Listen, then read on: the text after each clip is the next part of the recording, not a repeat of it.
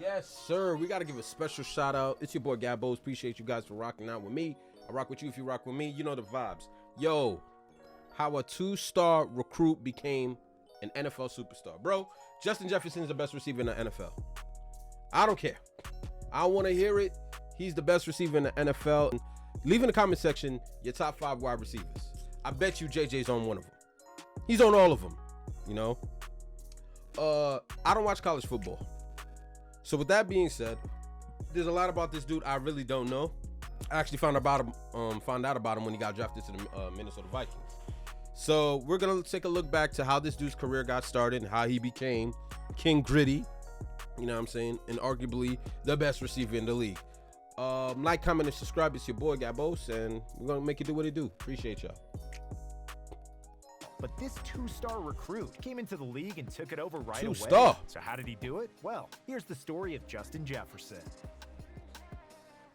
Justin Jefferson's journey to stardom began in Destrehan, Louisiana, where he attended Destrehan High School, but it was by no means an easy journey. Justin came from an athletic family. His father, John, played college basketball, and his 2 older brothers, Jordan and Ricky, both had very successful careers at LSU and played in the NFL. So Justin knew exactly what it would take to play football at the highest level. But Justin wasn't as physically gifted as his brothers. When he first got to high school, he was small and stood at just 5'7", 125 my boy frail. Even under the guidance of his brothers, he could only make the JV team as a safety his freshman year. He broke his elbow playing scout team during that season, 3 years into his high school career, and Justin was yet to reach the heights of his brothers. His dream of reaching the NFL was becoming very unlikely, and even though he may have started to give up on his dream, Justin's family still believed in him. And after getting x-rays of his growth plates, the doctor informed Justin and his family that he was about to hit a big growth spurt. That growth spurt came in his junior year, when Justin grew to 6'1" and gained almost 40 pounds. So time out, doctors could check out your spine and be able to tell if you're going to end up being tall or not?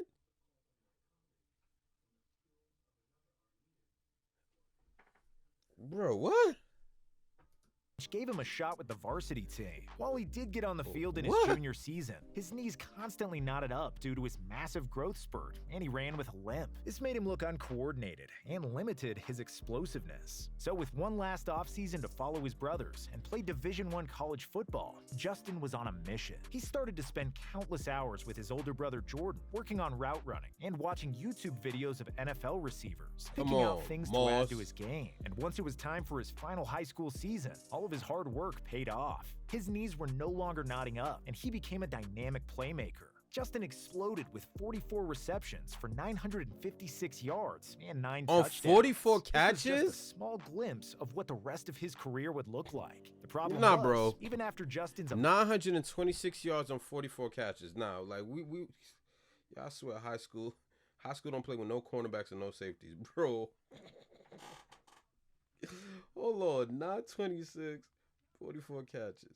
This dude averaged 21 yards per catch. Amazing senior year. He was still just a 2-star recruit without any major offers. Division I programs were worried because off the field, Justin needed to complete a summer class in order to graduate. His father even talked to him about potentially taking the Division II route. But luckily, the Jefferson last name carried a lot of weight at one school in particular. So when LSU head coach Ed Ogeron said he's got a scholarship waiting for him whenever he's ready, Justin knew what he needed to do. He completed his summer class and became boys is loaded at wide receiver, right? In the fall of 2017. It wasn't an easy road to college football, but Justin Jefferson was right where he always wanted to be, right where his brothers were before him. He was an LSU Tiger. Oh, that's dope. His freshman season, Jefferson only played in 2 games, recording just 1 rush for 4 yards. But it was in his sophomore year that he would put the nation on notice. Justin Jefferson had arrived, and there was no looking back. His connection with new transfer quarterback Joe Burrow was immediate, and Jefferson led the Tigers in receptions. Justin Jefferson quarterback was Joe Burrow? I thought Joe Burrow played with Chase. So Joe Burrow had Chase and Justin Jefferson? Oh, nah. That deck was stacked. receiving yards and touchdowns that year, with 44 receptions for 875 yards and 6 touchdowns. We didn't know. I'm confused, bro. This level of production was just scratching the surface. In Jefferson's junior season, he was a part of what was perhaps the greatest college football team of all time. This was primarily because of their incredible passing attack with Joe Burrow, throwing to the greatest wide receiver duo college football has ever seen in Justin Jefferson and Jamar Chase. They were unbeaten with relative ease during the regular season. Chase and Jefferson, yo, bro. Yo, bro, I don't care what anybody tells me. Chase is up there. Chase may not be top 5. He's top 10, but he's going to be top 5 real soon. Real soon. Joe Burrow had Jamar Chase and Justin Jefferson. These dudes are running Ramshard in the NFL right now. Wow. Wow. And 11 receptions. His 18 receiving touchdowns were second, and 1,540 receiving yards third in the country. In the first round of the college football playoff against the Oklahoma Sooners, Jefferson caught 14 passes for 227 yards and 4 touchdowns in the first half. He followed this record-setting performance in the national championship against the Clemson Tigers with a 9-catch, 106-yard game and a blowout win. Justin Jefferson had nothing left to prove in the college game. He chose to forego his senior year and declared for the NFL draft. Shit, I would too. 3 years, he had gone from an unranked recruit to a projected first-round NFL draft pick. But heading into the draft, there were still questions about his athleticism. Jefferson often beat DBs with his crafty route running rather than using pure speed or strength. So NFL scouts had doubts about his explosiveness at the next level. Because they don't know shit. He silenced his critics after running a 4.4340 at the combine, but there were still doubters. Experts weren't sure if he could line up on the outside against the best corners in the league and be a true #1 receiver. So much so that in the 2020 draft, 4 receivers were taken ahead of him, including Jalen Reagor, who the Eagles selected 1 pick ahead of Jefferson. But after a short wait, with the 22nd pick, the Minnesota Vikings selected Justin Jefferson, and he would enter the league with big shoes to fill right away. Earlier that offseason, the Vikings traded away fan-favorite receiver Stephon Diggs. Okay, they valid. He was crucial in Minnesota for years, and replacing him wouldn't be easy. They got that. But it didn't take long for Vikings fans to fall in love with the new kid in town. In somewhat of an unprecedented that Titans game, due to the bro. pandemic that saw no preseason and less offseason training than usual. Many rookies struggled to get off the mark. Jefferson was no exception, and he didn't get his first start until week 3 against the Tennessee Titans. And he when violated. The opportunity came, he picked up right where he left off in college. In just the first start of his NFL career, Justin Jefferson caught 7 passes for 175 yards and a touchdown. This was also when the world was introduced to the celebration he has made so famous, the gritty. He followed up his incredible debut with a 4-reception, 103-yard game in week 4 against the Texans, becoming just the 5th receiver in Vikings history to have back-to-back 100-yard games in their rookie season. If I had a career game, record-setting game, it doesn't matter. If we don't come out the W, then it's pointless. After 4 weeks and just 2 starts, Justin Jefferson of course that shit matters, among bro. the best pass catchers in the league. Yo, I'm gonna tell you, of slowing down. Listen, man, I've been watching sports for a very long time. Let me tell you something. All these players be capping to the media. They cap.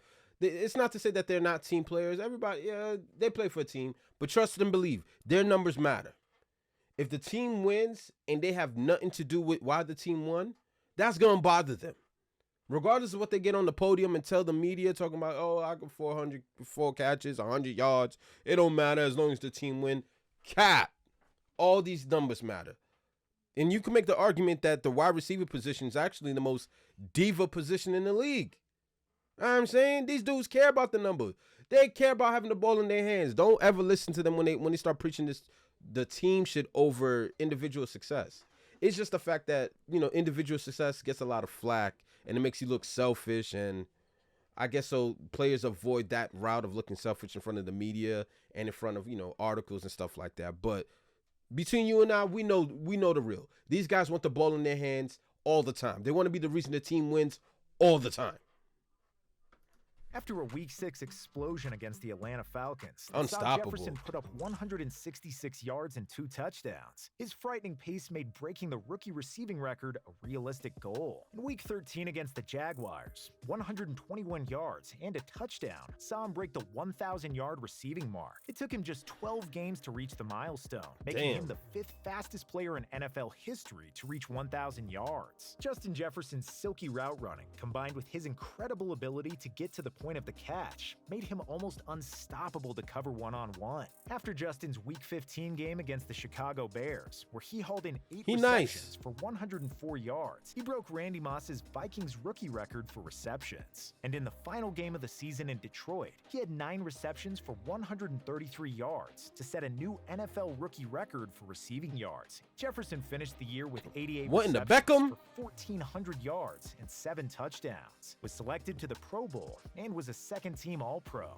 Despite his historic rookie year, he placed second in Offensive Rookie of the Year voting to quarterback Justin Herbert. Then just when we thought Justin Jefferson had hit his ceiling, he came into his second year looking better than ever. A full offseason and an added year of experience in the league took Jefferson to the next level. Even though teams had an entire year's worth of his film, they had no answer on how to stop him. He was now a true wide receiver 1 and was being game planned for as such. But it didn't matter. Jefferson would always take over games and single-handedly keep the Vikings in games with his playmaking ability.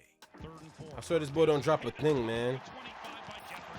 But even with the Vikings offense being elite, their defense struggled to hold leads, and after 10 games, they had lost 5 by a touchdown or less. So in a crucial Week 11 matchup, the 5-5 Minnesota Vikings hosted the Green Bay Packers in a game they needed to win to keep their playoff hopes alive. And to the surprise of no one, defense struggled to hold leads, and after 10 games, they had lost 5 by a touchdown or less. So in a crucial Week 11 matchup, the 5-5 Minnesota Vikings hosted the Green Bay Packers in a game they needed to win to keep their playoff hopes alive. And to the surprise of no one, Justin Jefferson single-handedly took over and won the game for the Vikings. He ended the game with 8 receptions for 169 yards and 2 touchdowns. But most of all, the Vikings won the game 34-31. Jefferson was awarded the NFC Offensive Player of the Week for his efforts. He was arguably the best player in the entire NFL during the month of November. Over 4 games, he had 464 yards and 3 touchdowns on his way to being named the NFC Offensive Player of the Month. While the Vikings continued to lose close games, Jefferson continued to ball, improving on every statistic from his rookie season. He finished the season with 108 receptions for 1,616 yards and 10 touchdowns. His 1,616 receiving yards were second in the league behind Cooper Kupp. The incredible start to his career led to Jefferson breaking the record set by Odell Beckham Jr. for most receiving yards by a player in their first 2 seasons in the NFL. And for the second year in a row, he was selected to the Pro Bowl and was a second-team All-Pro, missing out on first-team honors by just 1 vote. Due to a lack of team success, in 2022, the Vikings made a change at head coach, bringing in Kevin O'Connell, who was previously the Rams' offensive coordinator. He's made it clear he wants to expand Jefferson's role and transform the Vikings into a more dynamic passing offense. Now in Jefferson's 3rd year, the Vikings are off to their best start to a season of his career, and he's the focal point that the offense revolves around. So don't be surprised if we get our first look at Justin Jefferson in the postseason. That catch was crazy. Soon. And if the electric start to his career is anything to go by, Jefferson will be grittying all the way into the Hall of Fame one day. Yeah, this dude Jefferson is so cold, bro. This dude, and it goes to show you, just when you think NFL executives, managers, and coaches know what they're doing, and owners, they really don't. To have a dude of this magnitude, to have a dude of this talent be drafted number 22, the 4th receiver selected in the draft. I got to go back to the draft to see who they took ahead of him. Because I'm pretty sure whoever they took ahead of him ain't better than him now. It's just not happening. This dude's the best receiver in the league, bro. And to think that he played with Jamar Chase and had Joe Burrow, and he's putting up all these record-breaking numbers, breaking Randy Moss's rookie record, I believe it was, or Odell Beckham. And he's doing that despite having Kirk Cousins. Not because of Kirk Cousins, despite. Kirk Cousins is arguably not even a top 10 quarterback in the league. And I'm being nice. This dude is nice, though, bro. This dude is nice. Hopefully he stays away from the injury bug and continues to keep doing what he's doing. But I don't see he's 1A. He's 1A. Everybody else, y'all could debate. Y'all could debate that, but I want King Gritty. Appreciate y'all. I rock with you if you rock with me. It's your boy Gabos, as consistent as ever, man. Until next time, Mamba out.